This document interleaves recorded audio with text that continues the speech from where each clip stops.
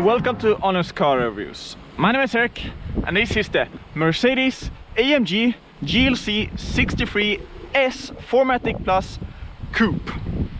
It is the SUV equivalent of the C-Class Coupe, but it has 4 doors instead of 2. Yeah, a coupe now has 4 doors instead of 2. We are living in weird times.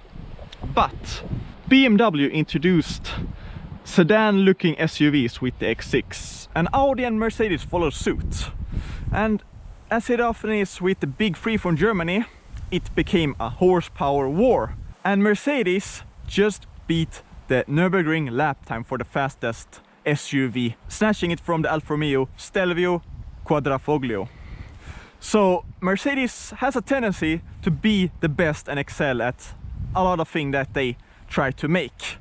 And the question is the coupe something that you should look into, or should you just stay with the GLC 63S SUV?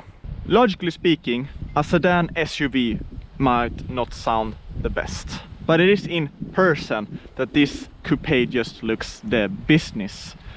Wide, big air intakes, the Panamericana grille. It has heaps of presence.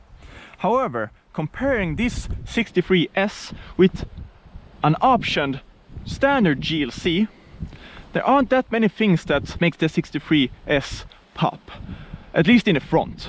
However, if you look aside from the front and look at these AMG rims, which has 265s in the front and 295 in the rear, clad with Michelin Pilot Sport 4S tires, the V8 bi-turbo 4MATIC Plus badge, this huge ducktail spoiler, and these very angular AMG tailpipes. It all starts to make sense. I was unsure of how the coupe body shape would look like in real life, but it is in real life that this just hits my heart at the right spot. And voila! Here you have the V8 bi-turbo or twin turbocharged engine, built according to the one man, one engine principle. So this particular engine is built by Nikola Stanisch in Germany, Affalterbach. And you can see the turbochargers because they are mounted as close to the engine as possible, which reduces turbo lag and increases throttle response. This particular has 4 liters and is actually found in every single of Mercedes 63 models. So the E63 has the same base engine but with different turbo housings and exhaust manifolds and things like that. This 63S has 510 horsepower, which is reached at 5,500 RPM, and it has 700 Newton meters, and those are available at a whopping 1,750 RPM. Being a coupe, the biggest question is of course the luggage space, and you can open the rear tailgate up with this motion or by holding in this button, and you have the AMG logo and the Affalterbach logo here. Quite a decent ridge. It has air suspension, so you can lower the ride height in the rear, which is nice to get in and out of your things.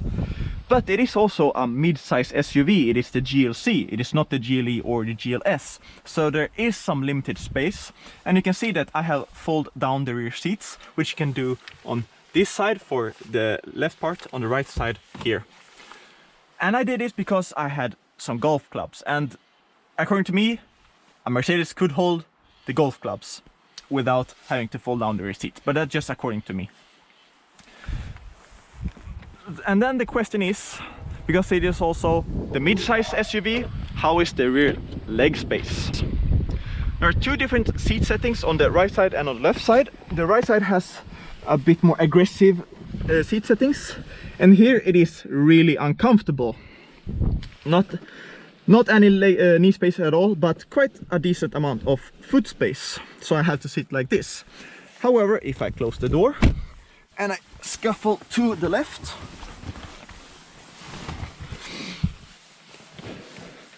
decent. I have decent amount of knee space and especially foot space.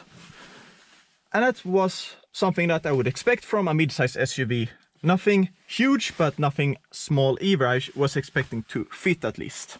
You can see these white strips and this perforated Napa leather. And this cost 5,000 euros. But oh man, it looks apart. However, this white part, it becomes dirty so fast. This car is also fitted with footsteps for some reason. And I don't know why you need it, because it is an SUV after all, so it's a bit higher up, so it's actually very easy to get in and out. So this is something ridiculous. I believe it has more to do with looks and making it wider. And when you open it up, you have the AMG logo on the door sills and on the floor carpets.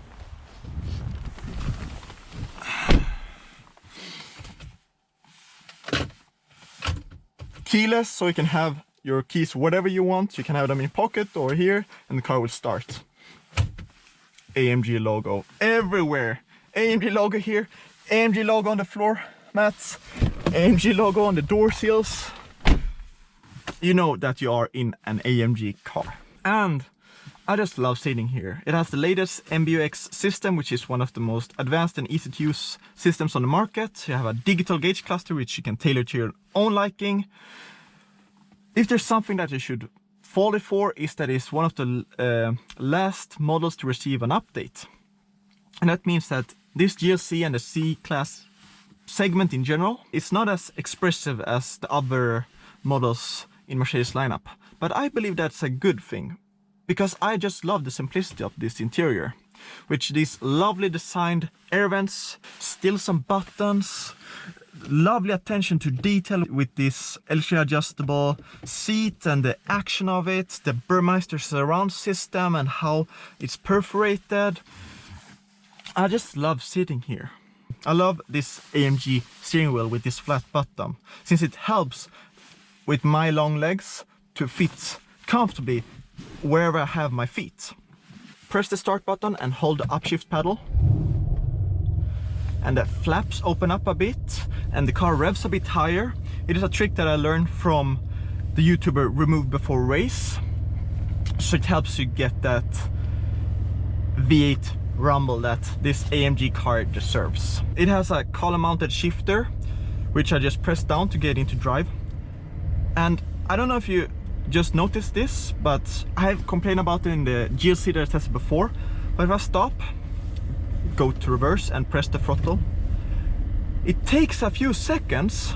Same when I go to drive, it takes 1 or 2 seconds for everything to go into gear, and it is so annoying, especially when you need to go in and out of tight spaces and you're in a hurry or something. It's very annoying and sometimes a bit dangerous, because you want it to happen now, not in 2 seconds. So something to note. But as I'm on a deserted road, I can show you how to use the launch control. So I twist it to either Sport Plus or with the S model Race, and I just press the brake, hold down the throttle, race start. Oh shit! 0 to 100 kilometers an hour in 3.8 seconds. Twist back to Sport, I think. So I'll continue with how the car is to drive and to live with, because I had to talk about the acceleration that I just experienced, because it is fast, but since it is such a big car, it doesn't feel as extreme and as exhilarating as I thought it would be. This car has big fat tires, limited slip differential, 4MATIC Plus, a unique suspension geometry and a unique rear axle. So this car is properly fast in the bends. It is not just fast in the straights. The way that this car masks its weight is just, I don't know how to describe it. It doesn't feel like 2 tons. It feels so much lighter than that. However, there is some disconnection, which is to be expected with an SUV. but the disconnection sometimes goes over in a lack of acceleration. And that was something that I wasn't expecting with the 63S. The engine feels restrained, it feels held back. And with a simple Google, you can see tunes for this engine that goes into power figures of above 600. So I would like to see some more performance out of this engine in the C-Class and the GLC.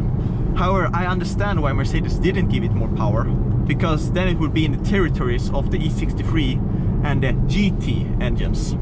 So some minor things I noticed is there's some whining from the air condition. Sometimes there's some noise from this B pillar, and if you press your knee or you rest your knee on this middle console, this car costs as a base price of 92,000 euros, but with Nappa leather, extra option paint, premium package and navigation package, this car lands at 1,100 euros, and it also has some extra option things like panoramic sunroof and things like that. So is it worthy of its price? I truly think so, because I love this car. It is the embodiment of what an AMG car should be. It is fast, it is so comfortable, and it's approachable. And to have all that in one complete package is a feat like no other. I truly love this car.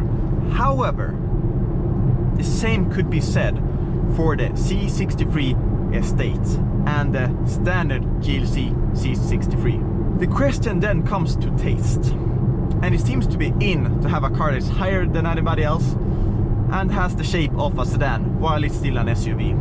This then ticks all the right boxes, but I would like an SR version, because this doesn't feel as raw as I wanted it to. It feels so much more capable, it feels restrained. Maybe it's just because it is a bigger car and it's catered towards a different market, but being an S, it should be more exhilarating, because this isn't. That's my final conclusion for this Mercedes GLC 63S 4MATIC Plus Coupe. See you next time.